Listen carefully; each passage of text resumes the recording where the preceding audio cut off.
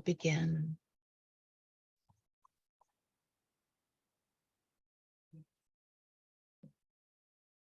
So we're so glad that you're joining us for the ChI Talks. We do this every month, the third Tuesday of the month at this time, 4 o'clock Pacific time. And every month we have a different person from our Chaplaincy Institute community that brings a topic, something that we look at, a facet of spirituality that they have something special to say. So join us as often as you can. We're glad to see you. We are recording our session today, if you didn't hear me say that already. So if you don't want to be on screen, go off camera and your picture will not be included, of course. And we will have time at the end for conversation about the topic as well as about the Chaplaincy Institute programs. I failed to say who I am. I'm Katrina Leathers, the Dean of Seminary. And I'm one of the people you might talk to or have already talked to if you want to know more about our programs. And we have a wonderful new admissions person, Michelle Gantz, who is available to have conversations, tell you all the things you want to know if you don't already know all about the Chaplaincy Institute. So thank you to Robin, as well as Carrie, for the tech support that they each are giving for our event today. So the Chaplaincy Institute, if you don't already know this, trains people. Oh, Vicky's here too. Yeah, cool. The Chaplaincy Institute trains people in spiritual care, both as chaplains or spiritual directors. And those people go out in the world and they work in all kinds of contexts that you may not even imagine. Certainly hospitals, hospice organizations, corporations, prisons, on the street, in activist ministry, in universities, disaster chaplains, all kinds of places where chaplaincy and spiritual care are needed, as well as the one-on-one work for spiritual directors. So I'm going to turn it over to Carrie to introduce our topic and our speaker for today. But thank you all for being here. Thanks, Katrina. It is lovely to see everybody here today. I'm Carrie Kopnick, and I serve the Chaplaincy Institute as our community minister. And I'll just take a moment to introduce our speaker, Susan Shannon. Susan is a seeker, teacher, earth and animal steward, devotee, and chaplain of the heart. She's worked in the fields of emotional literacy and restorative justice for well over 20 years, incorporating 50 years of Buddhist practice and study from the Tibetan tradition. She worked with diverse populations all her life, including Tibetan refugees, the homeless and differently abled, at-risk youth, and for the last 10 years of her life in California, she was the Buddhist chaplain to the men in San Quentin prison and on death row. For the past 13 years, Susan has been a clinical pastoral education supervisor, providing training for professional chaplains and ministers of all denominations and placements. In 2019, Susan moved back to her soul home in the San Juan Islands, Washington, where she founded the Buddhist prison ministry, providing Buddhist education to people behind bars across the country. She also writes, provides spiritual coaching, and tends her land and hummingbirds. Did you add that last part? I've seen your hummingbird, Susan. Oh, you did. You added something to my bio. Let's just a moment to center ourselves, and then I'm going to turn it over to our beloved Susan. Okay. Light a candle to remind us that the divine is with us now and always in all that we do.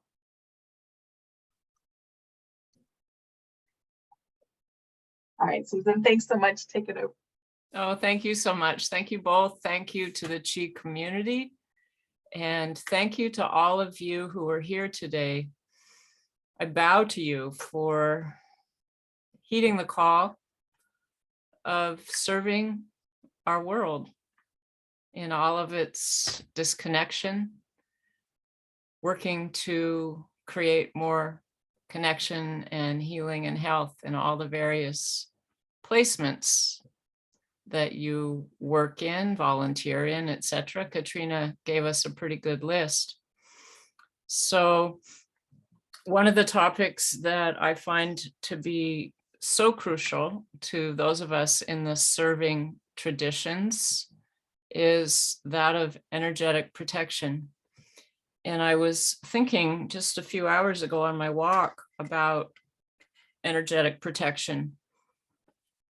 Protection is a word that can be linked to armoring, but I would like to use it in the way that the Tibetan Buddhists use it, which is more about protecting goodness, protecting that which is of a interconnected, compassionate essence, protecting the awakened heart.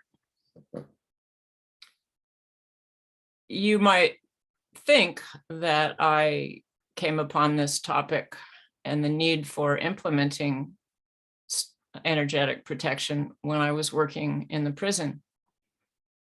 And that makes total sense, but I actually came upon the need for this when I was working with middle school kids. They were really, really rough. And I worked in a middle school for 16 years, going right on 17, in the fields of restorative justice and emotional literacy. But the kids were so, oh gosh, they were so middle school. Let me just say that. I'll spare a lot of words that are negative. They were so middle school. And now I have to tell you, I have a snoring dog on my lap. So if you hear noises down here, it's this little critter. Oh, she'll show her face in a bit. So I noticed one day something that I'd been conscious of for a very long time, but in this particular day, I actually noticed it, that I was exhausted on my way home.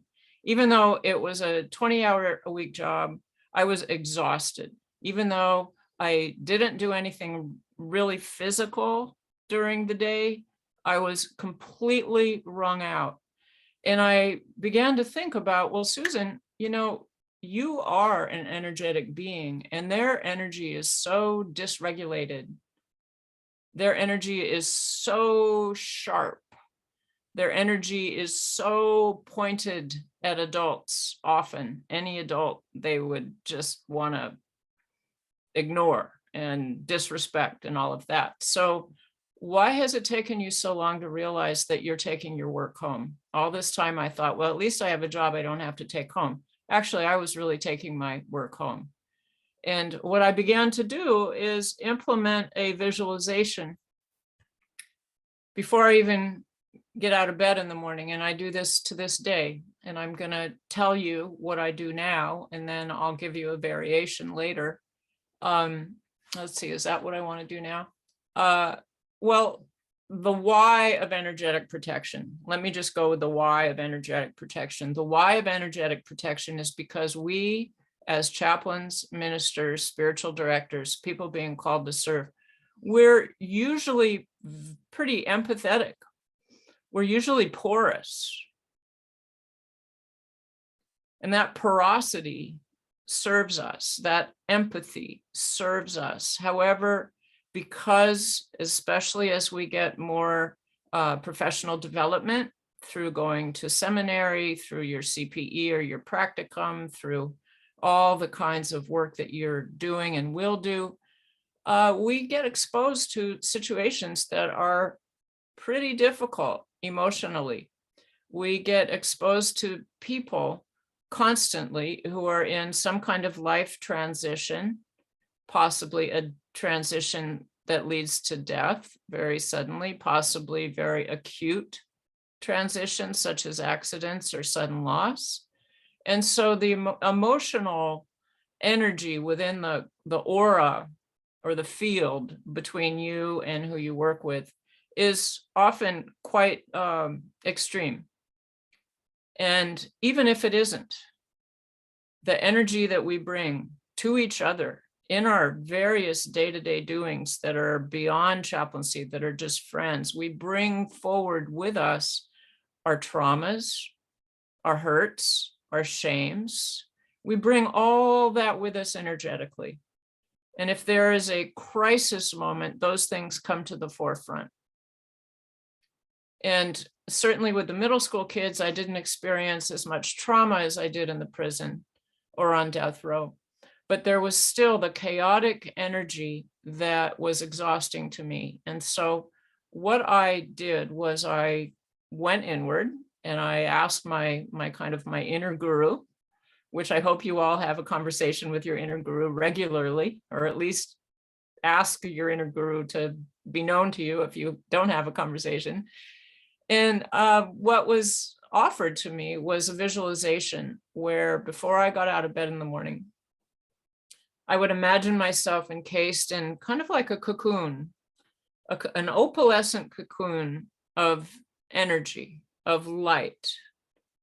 And this cocoon aligned me spiritually. It aligned me with all that is above, all the wisdom beings, the guidance, the courage, the protection, the wisdom, all my ancestors who are a part of me being who I am today, all of my totem animals, all of that aligns me with that, as well as grounding me down into our Mother Earth.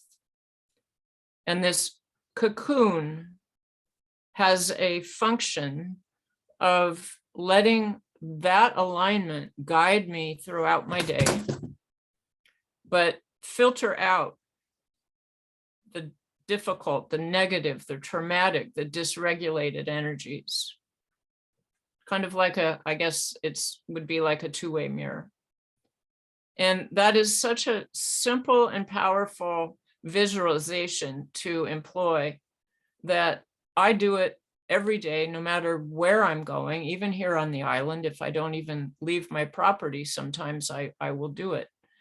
Partly because we're living at a time when people are in a lot of crisis. Our Earth is in a lot of crisis. I don't need to tell you guys that. You know that. It is my goal, and I hope it's your goal as well, to stay in spiritual alignment.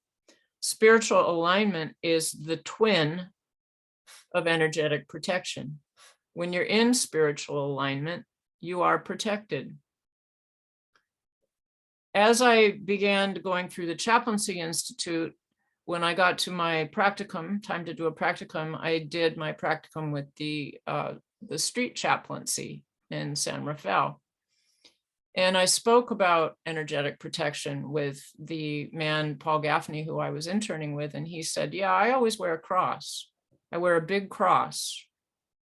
And I've heard in all the years now since then, which is a lot of years, other people have different things they wear or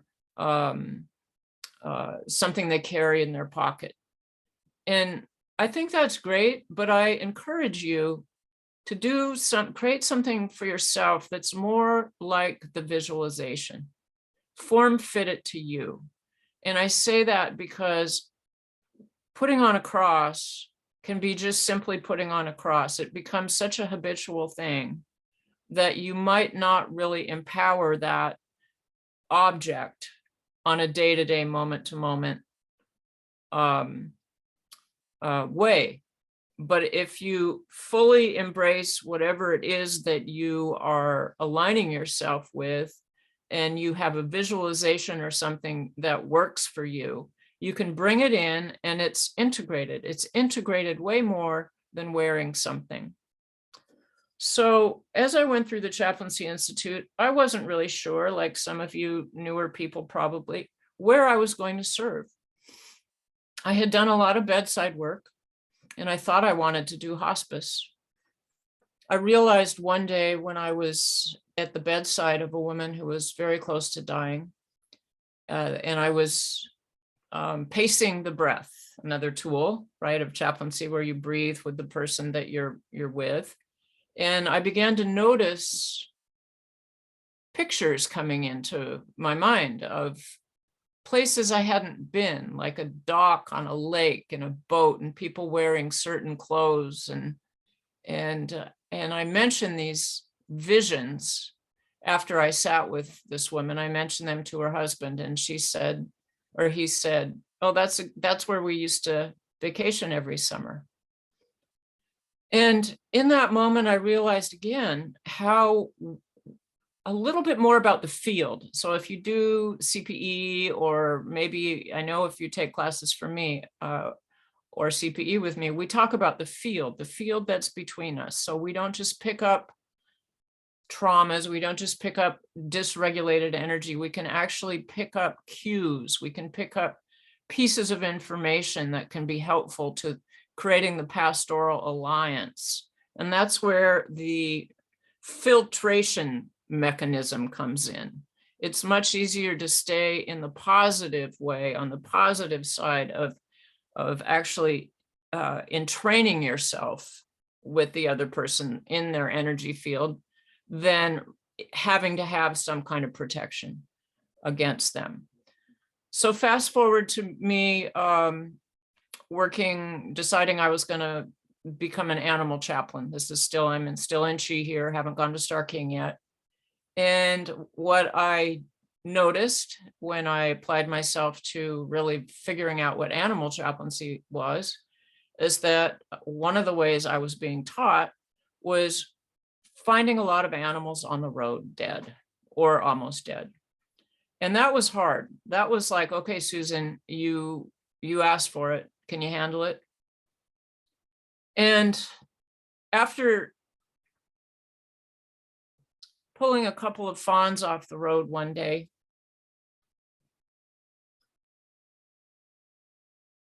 it was quite traumatic.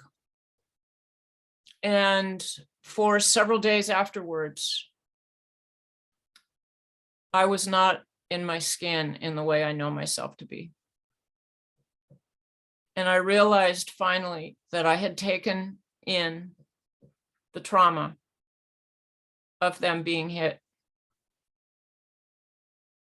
And in my moment of looking at what I was about to do and asking myself if I was up for it and doing it, I did not employ my energetic protection. I took in the trauma.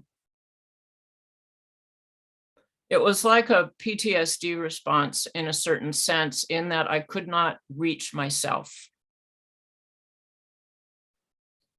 And I did another ritual of cleansing and reliving, going through the entire situation again, and really speaking with the fawns, spirits, and was able to mediate that and come back to center.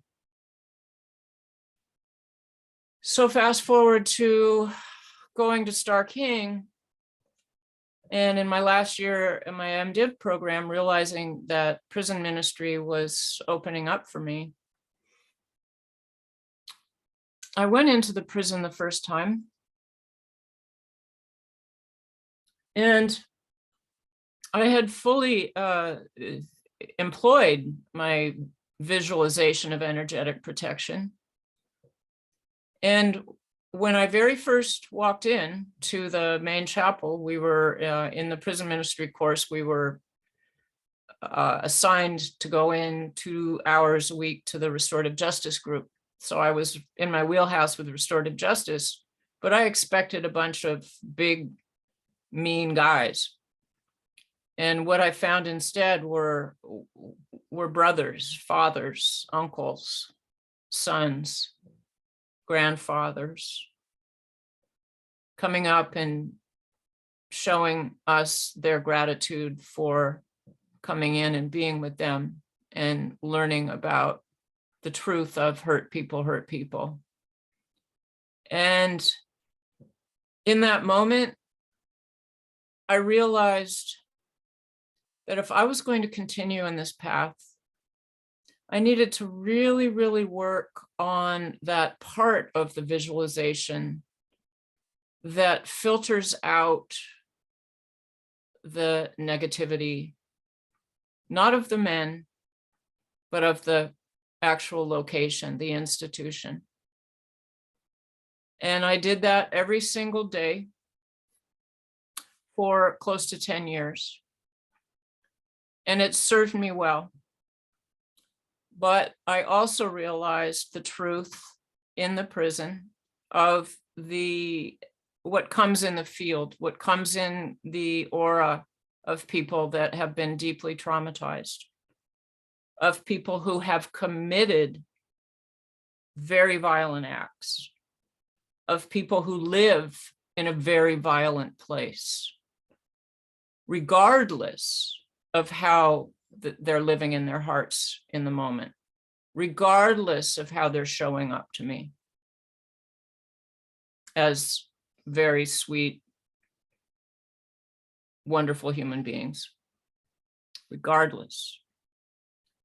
And there I was going in every day, or almost every day, and over the years getting deeply embedded in facilitating numerous programs where I needed to, where a requirement of the program was that the men disclose the details of their crime.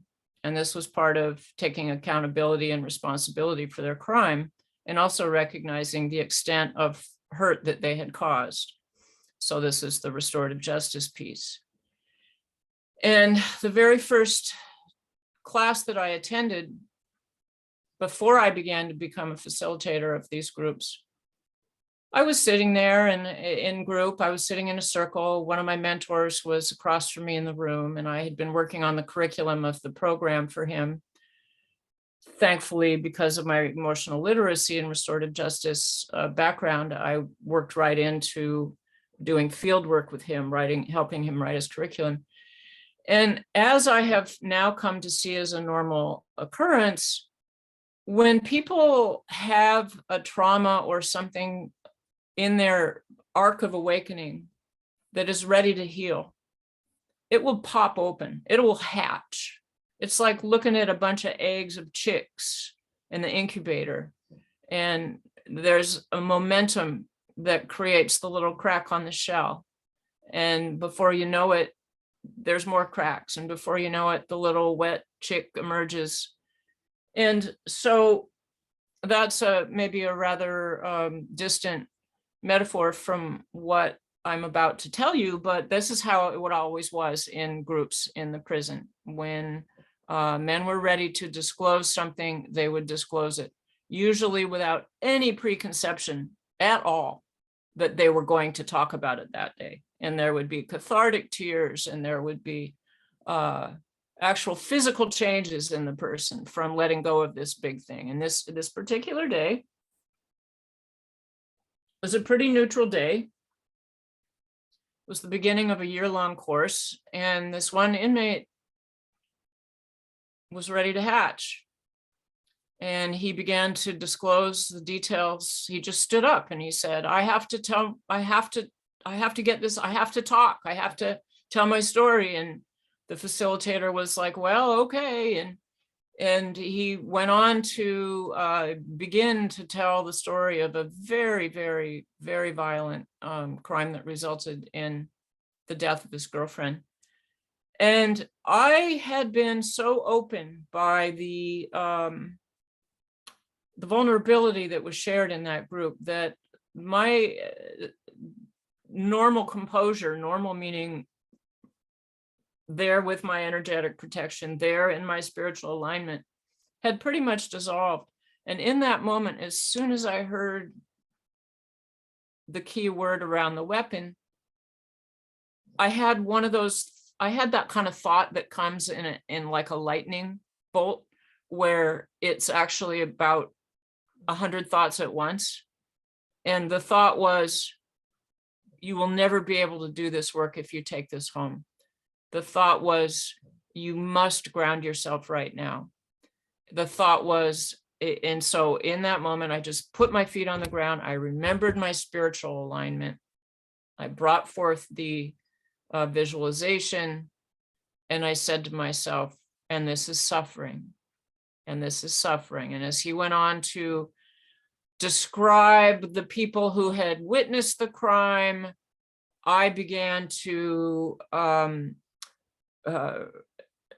see further than that, to the first responders, to the family members, and this is suffering, and this is suffering, and this is suffering. And I did that in a way that I was luckily not, I did not take that home. But had I not been able to do that, had I not had this idea of energetic protection beforehand, I don't think I could have been successful in the work that I don't think I would have lasted in the prison work. I know I wouldn't have. And I spoke on this many times when different people brought groups of chaplaincy students. For example, Gil Fronsdale brought chaplaincy students in every year, and I spoke about this all the time. But my other colleagues, volunteers that were doing programs that I was also doing and working in different groups, they were just coming in and they were good-hearted people. And for the most part, some of them had really good training and some were just good-hearted people. I don't minimize good-hearted people, but they were good-hearted people who wanted to help. They had a helping hat on, right? They didn't have skills and tools necessarily around this. And one by one, they dropped. They'd get sick. They'd quit coming. The worst of all was what I began to call vicarious trauma or drama. They'd start backbiting to each other. Like, even though these groups were all about restorative justice, the actual staff members and facilitators of the group would start nitpicking at each other. And I began to speak up more about energetic protection and about vicarious drama. And it really led me to believe that how very important this topic is to implement. Furthermore, even though I wasn't a staff chaplain there, because the prison system, the state prison system doesn't recognize interfaith or Buddhist chaplains, I worked with the chaplains. That's my 20 minutes. I work with the chaplains and I saw the same thing in them. One of them became so bitter. He completely lost his empathy. He became mean. In 1 year, he wasn't there for 6 months, going on vacation all the time. Another was completely burnt out, very depressed. One of them was able to maintain her heart space, her boundaries. And I think in part because she had the kind of love that is really transcendent. She had a very, very deep ability to love without it being a personal love. She stayed in her square. She had constant spiritual alignment with her God, constant. But the others were fallen by the wayside, to where really I was the chaplain who was there all the time, which was so ironic because they were the staff chaplains. So what I heard once was, okay, so then I'm going to finish up here. So prison chaplaincy, CPE, then becoming a CPE supervisor. So a little bit of a correction is I was a supervisor in training for 6 or 7 years until I moved here and I finally had time to deal with all the paperwork that it takes to get supervised. So I have been through about 22 or 23 units of CPE now. And people in so many kinds of settings, right? And one of the things I learned, in addition to that, I'm in a cohort group. So a practitioner community cohort group. I'm in a ChI group, ChI satellite group. There's probably 1 or 2 more that are not at the top of my head, but a lot of accountability groups here. There was a time in my practitioner community where every single one of us who was working actively, I was up here at the time, were so burnt out. 2 had retired, 1 was going to retire, 1 had quit. 1 was so burnt out she couldn't hardly drag herself to work. The burnout rate among chaplains is something like 5 years, especially hospital chaplains, and it might even be lower with hospice. With COVID. So it is so important that you guys think about this. Journal about this. Figure out something that works for you. I will give you real quick here before I stop the other visualization that I do that I find to be really, really useful. Some of you may have already experienced this from me if you've taken groups from me. Or with me, I should say. It's basically you envision two triangles. One that has a broad base up above you, kind of like a funnel with the point coming down into your heart.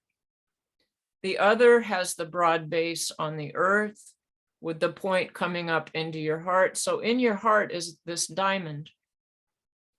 And you are held in this beautiful spiritual alignment between the heavens and all the guidance of all the wisdom beings, all your teachers, all the bodhisattvas, all who have gone before us.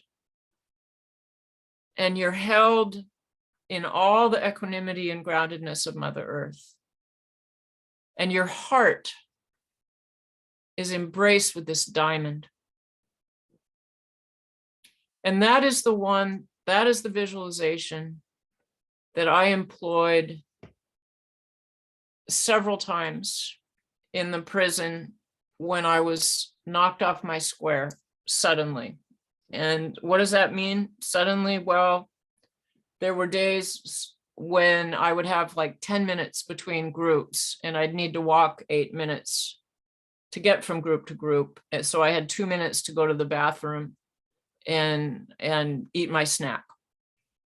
And sometimes there was a couple times in those minutes when I would be walking to the bathroom, when somebody would see me walking by myself without anybody around and just go boom and beeline at me and decide that was the time they needed to tell me they needed to confess something that wasn't a part of their convicted crime.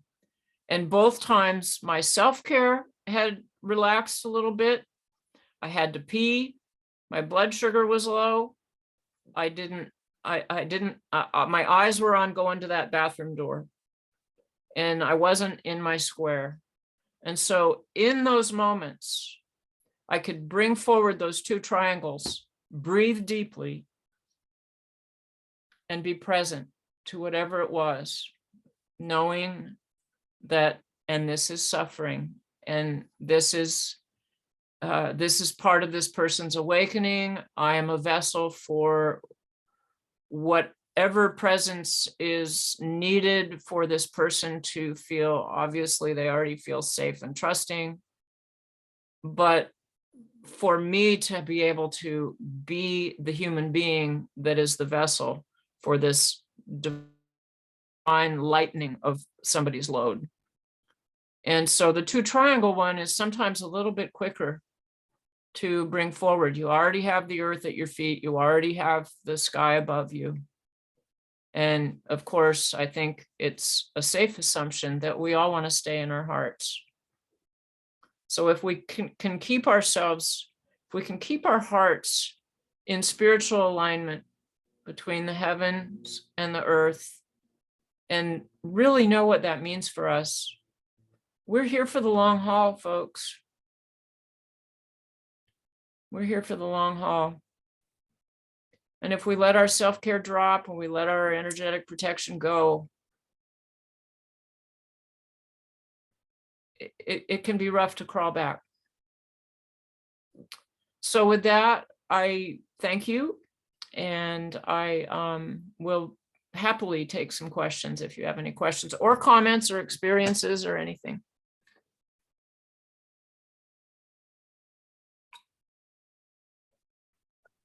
You can either raise your hand in real life or on the screen if you know how to do that. And I'm going to allow you to unmute yourselves. And if you want to ask a question in the chat, if you don't want to speak, you can do that too. Robin will let us know.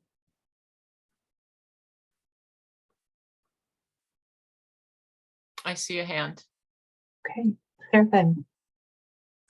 Hi, are there books, authors, teachers, materials that we could go to help learn how to do this?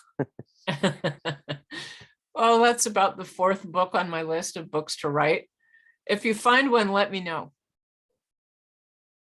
Yeah, I know it's making its way into mainstream a little bit because some friends of mine that have a web daily whatever called Wisdom at Work, they put out a it was a picture.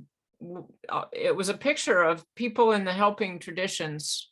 I like to call serving traditions, but it was a picture of somebody listening to somebody, and the person listening had all these arrows going into their back. And another one I saw is of that I know it's made its way into mainstream a little bit, is of people who think that listening, that all you got to do is listen to somebody, and it was the listener was crushed like a dump truck, a big hydraulic dump truck had just dumped a bunch of stuff on them. So it's coming. I hope I can write something about it more than the little article I'll send you guys. Maybe that's your job. I wouldn't dare. It sounds very daunting, but I aspire to something like that. I just don't know if I have it in me. Okay. I don't know do you think it's something, maybe there's a follow-up question. Is it something that you can cultivate even though you don't have a natural ability for it? Or Yeah. do you think people have to be sort of divinely bestowed or born with it? No, if you just heaven and earth, 2 triangles, boom, you got it. Your heart and the diamond. That's all you got to remember. And the rest will, your inner guru, your inner teacher will fill in the rest. I promise you. And perfection is never our goal. Yeah. Never. Yeah. Yeah. A good enough. Yeah. We're all going to live and die imperfect human beings no matter what. So. Abigail, let's hear what you've got to ask. Thank you. I just want to say this was a lovely reminder of the alignment with earth and heaven, or universal energy, I call it, divinity. And I actually have been a nurse for a while. And in Hawaii, our hospital provided healing touch for everybody that was hospitalized. Nice. And it was intriguing. And I loved learning it and watching the difference with people that are receiving healing touch. It's a ministry unto itself. And a big emphasis was on protecting oneself. Yeah. And so I heard somebody ask about a book. The healing touch books are really interesting that way. And there's another book called Hands of Light that has really nice pictures of how energies combine. And Yeah. I love the simplicity and the preciseness of your image. It's awesome. Yeah. Thanks. It's really easy. Yeah, I think the easier it is, it strikes me as the better it is to employ when we need it. So thank you. Yeah, reading about chakras, there's some really good books. So the Hands of Light is a lot about chakras too. And I love reading about chakras in the various kind of manifestations of imbalances in the chakras. Some of those teachings address energetic protection obliquely by way of what can happen when you take something in that's not yours. Yep. Yeah, Rebecca, hi, you were one of my teachers. I know, it's been a while. Yeah. Well, I really, really appreciated this. It was like a very important tune-up for me. The timing was divine. I've gotten into a situation and I wanted to share it a little bit because it shows some of the different ways this invasion can manifest. I do have a strong mantra practice that is just really readily available, and grounding practices. But this and mantra literally means protection. Yeah, mine. But this idea of visualizing the cocoon and making a very conscious effort to protect before going into a situation, I used to do it when I was doing hospice work. When I was leaving the car, I would, say a little prayer and put on some hand sanitizer, and that was like my thing. Yeah. And I've gotten pulled kind of sideways into helping this homeless guy who is dying and has a really horrific history of prison and street life. And last week, I started having really gross dreams. Mhm. And dreams of shit everywhere, like 2 nights in a row. And then a third one of really gross cleaning out a clogged drain, And Mhm. I'm going, do I need to do a fast? Is there something, what's up with me? Yeah. And then today, he's got stomach cancer. Mm. And today my stomach is messed up. Mhm. And so I saw this in passing and I went, this is what's going on. It's got something to do with this guy. Yeah. And I tend to be very pragmatic. I'm a Taurus. I don't feel a lot of energy sensitivity that other friends of mine do. Mhm. And I think that this has left me a little careless in this instance. Mhm. And, I'll be grateful to try to apply some of this. And also, I think I need to work on a ritual to do some cleansing of it. Yeah. Yeah, that's so great. Yeah. One thing that I was going to say too, thank you so much. And yes, I was in a walking memorial once with the homeless, and suddenly my shoulder hurt really, really bad. And it was just so out of the blue. And I was aware of somebody walking kind of close behind me for several blocks. And another block or two, and this person came up next to me and began to tell me how he had really, really hurt his shoulder. And, body workers, masseuse, people who do massage, they are well aware of like getting coughs when the other person has a cough, or, just while the person is in the room, you pick up these things. So what you said, Rebecca, about not being maybe as sensitive as other people are, it's kind of like EMFs. They exist. This energetic field exists, whether we're sensitive to it or not, and so those of us who are in this field here, this field of chaplaincy, we really need to pay attention. And Yes. and Agreed.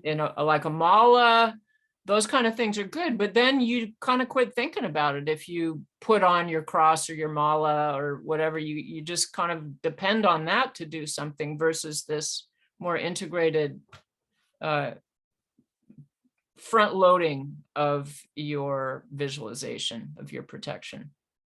I have the mantra on the inside, and it is very, very much present as I'm walking into the house or whatever, but it doesn't have the same, these things are subtle, but it doesn't seem to have the same shape as a cocoon. So Yeah. I'll try that. Good. Report back.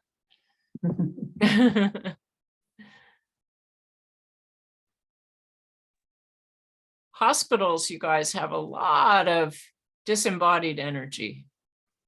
You think about it, people come in thinking they're going to leave and they die. People come in from accidents. People are under anesthesia. And how many times have you heard, maybe you have, people needing to do some kind of soul retrieval work after anesthesia, or not quite coming back all the way. And prisons are the same way. Death row, one of the inmates told me, he said, there's 720 cells here, and I've been here almost 40 years, and I can guarantee you there's been a suicide in nearly every cell. And boy, oh boy, did I ever have to do my energetic protection going into that cell block. There's energy there. There's energy everywhere, even standing next to somebody at Trader Joe's, That's a good place to practice it, actually. Grocery stores. I have a question. Yes, please. Is there ever a place for us to clear that energy? I'm thinking about, I had a patient in a hospital who thought the room was killing him. And so I came in and I did, some cleansing, and we pushed it out the window and I clapped in the corners, and I didn't know what I was doing, but it helped him. And he wound up going home in a week. So that made me believe that, sometimes we have that. Mhm. Yeah, sure, absolutely. Bach flower remedies are really helpful. And they actually seem to work on the kind of the subtle body of the room. So I really like Bach flower remedies, and I was a huge skeptic until somebody gave me one that was really important at an important time, and I've used them a lot for trauma, for animals, for clearing the space before a meeting or after a meeting, stuff like that. Yeah. Rescue remedy. Yeah, rescue remedy is good. Star of Bethlehem is good for real sudden traumas or sudden grief, loss. Yeah, there's a lot of good stuff there. Thank you. Yeah. But to say, Carrie, too, one of the main things here is, as long as you think you're doing something, you're making yourself more vulnerable, the personality that is you.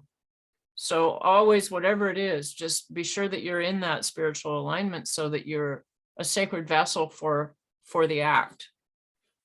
There's a beautiful Tonglen practice in the Champakagyu lineage that's different from other Tonglen practices. This one, you imagine a crystal vajra at your heart, and as you take in the suffering, the sufferings of the world or whoever you're with or whatever, you're not taking it in. It's coming into that vajra, and it's being transmuted, so it doesn't even come into you like so much of the Tonglen practices speak to. This is a vajra. It's a thunderbolt. It's a depiction of a thunderbolt. And on the topic of Tonglen, how many people do you guys know who you feel are capable of taking on the suffering of the world? Right? So be careful of Tonglen. Do it with intelligence.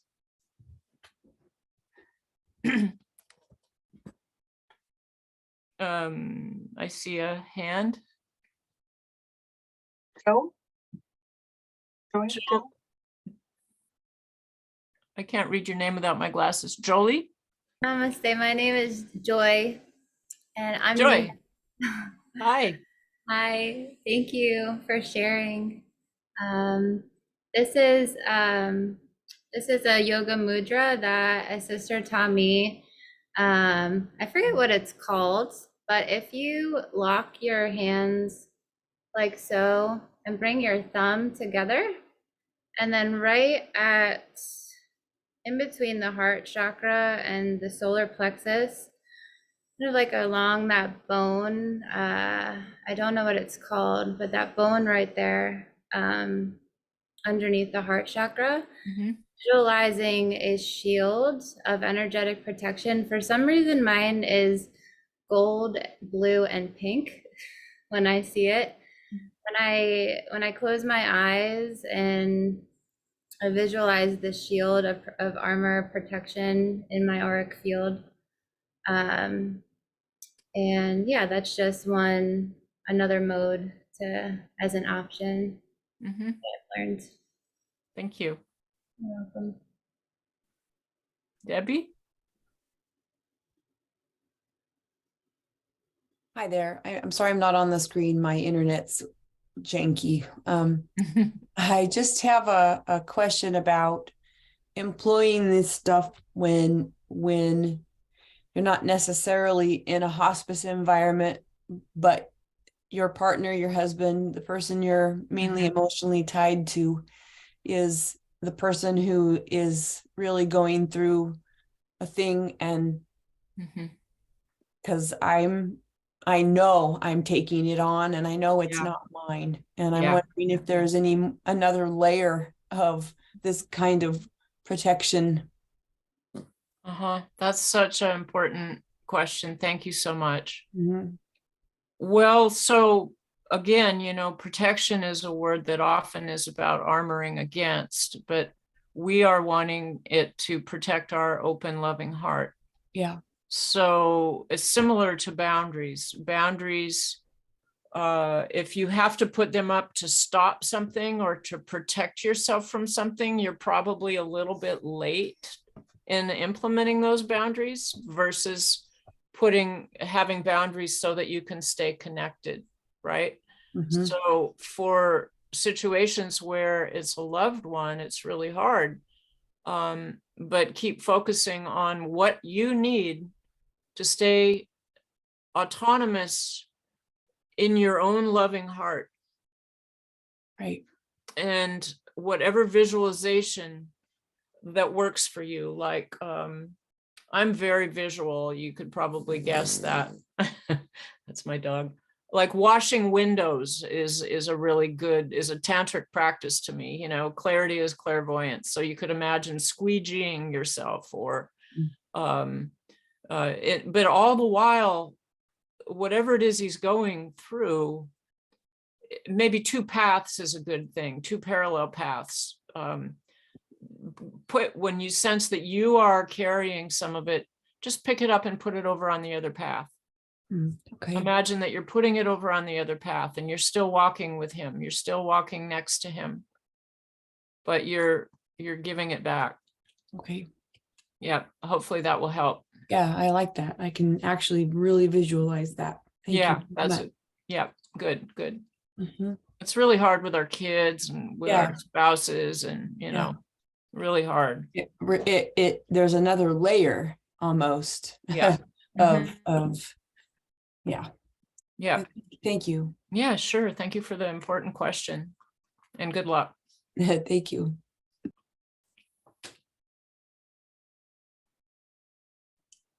I see Sue. Hi, Susan. Hi. I think we overlapped a little bit at Star King. Yeah, back your name in is the so familiar. day. Yeah. So, and thank you so much for this. I have been a hospital chaplain for 10 years. Mhm. I have not burnt out. Good. And I think a lot of it is I haven't used the words energetic protection, but I knew I needed protection and was very actively seeking it out those first few years. And your practices are helping me think about mine because the images are very different and the underlying idea is very similar. Yeah. And so thank you. And to everybody else, I know the very rare day I forget to do this before I go to the hospital, right? This happens, I don't know, maybe once a year. I feel it. Yes. I absolutely feel it. Yeah. So Yeah. yeah, I mean, I've got this whole elaborate ritual as I'm driving, as I'm walking across the parking lot. Yeah, and it makes such a difference. Yeah. Thank you. Yeah. Just to really emphasize the front loading part. Yeah. Put it in place before you even get out of bed in the morning, and then you're imprinted and you can bring it back a little quicker. And for me, it's walking across the parking lot in part because it's envisioning myself as a tree and the parking lot is surrounded with trees. Yeah. So I'm taking them in as I'm doing that inner visualization. That's right. Yeah. Beautiful. Thank you so much. Yes, I definitely remember your name. Yeah.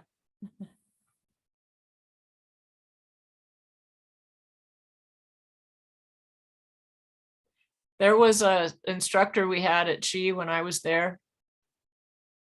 He was a Oakland police chaplain. And somebody asked him what he did for self-care. And he said, I don't. I drink too much. I don't return phone calls. I stay up too late binge watching TV. And he listed all, or I overeat. he just like listed all these things. And I was like, whoa, he's telling us so much and telling us what he's, and telling us this. That was such a teaching to me about the pitfalls.